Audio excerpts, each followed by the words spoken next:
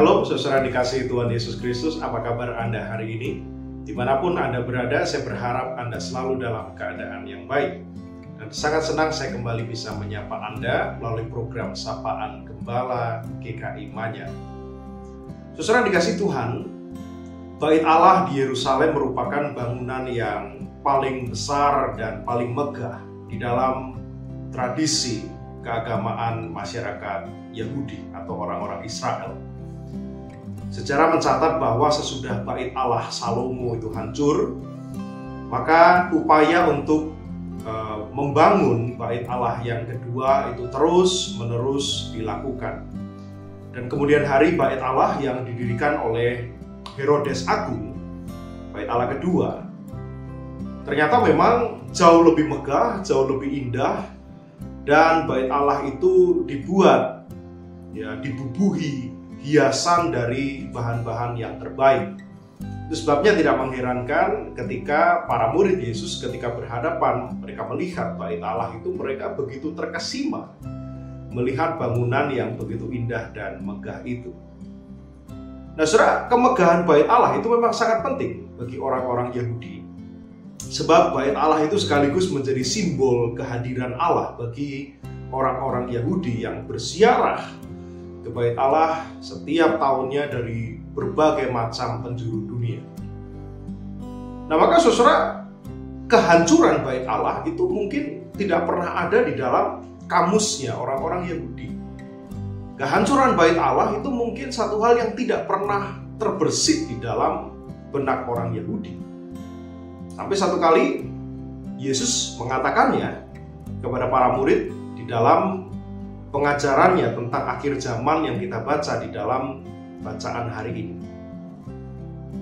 Tetapi saudara, ternyata kenyataan berkata lain. Apa yang dikatakan oleh Yesus memang benar-benar terjadi kemudian hari.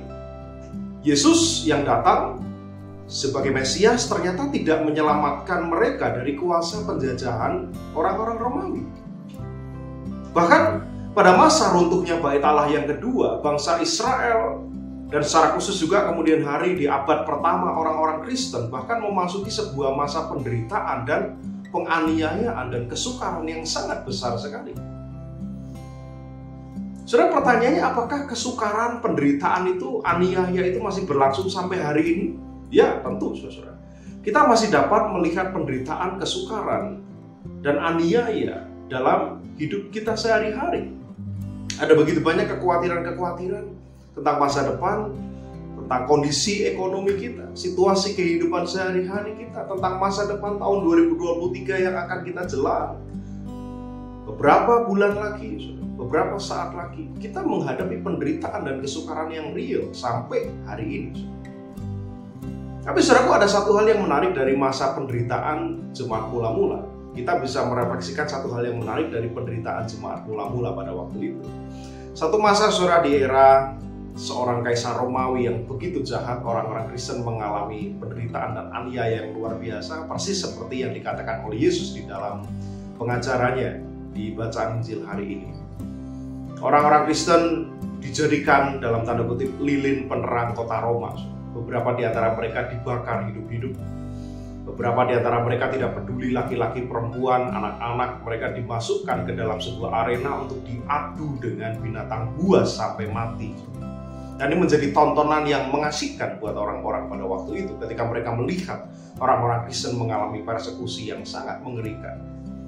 Tetapi kemudian satu masa dicatat, sudah dikisahkan dalam sejarah kekristenan.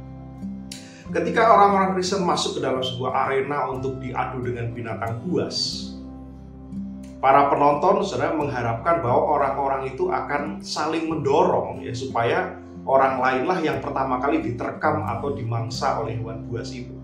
Tetapi ternyata satu kesaksian yang berbeda ditunjukkan oleh orang-orang Kristen yang mengalami aniaya dan penderitaan yang begitu besar ini. Alih-alih mendorong orang lain supaya mereka pertama kali diterkam oleh hewan buas, ternyata orang-orang Kristen ini malah saling melindungi dan memberikan dirinya. Bukan mendorong temannya, tetapi dia justru melindungi temannya dan dia mengajukan dirinya, dia mengajukan tubuhnya supaya dialah yang pertama kali diterkam oleh hewan buas itu. Mereka saling melindungi di tengah aniaya. Nah, saudara, kenyataan inilah yang justru kemudian menginspirasi begitu banyak penonton di arena itu. Wah, ternyata luar biasa. Iman, keteguhan hati orang-orang Kristen ini. Mereka tidak saling mendorong, tetapi mereka saling memberi diri, saling mengorbankan diri. Saudara, itulah teladan pengorbanan Kristus yang kemudian menginspirasi mereka. Itulah teladan kesetiaan Kristus di dalam penderitaan yang kemudian menginspirasi mereka untuk juga setia, teguh menghadapi penderitaan itu. Nah, saudara, kesaksian ini menunjukkan bahwa iman percaya kita kepada Yesus yang kita nantikan kedatangannya kembali itu ternyata melampaui penderitaan-penderitaan terbesar manusia. Kesetiaan adalah suatu hal yang Allah harapkan dari hidup orang beriman.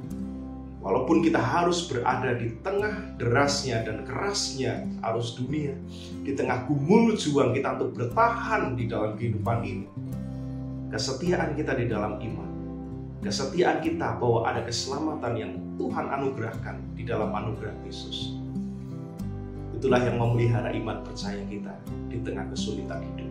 Saudara, selamat berjuang hari ini. Percayalah bahwa Kristus akan senantiasa menyertai kita di tengah gumul juang kehidupan kita. Tuhan memberkati.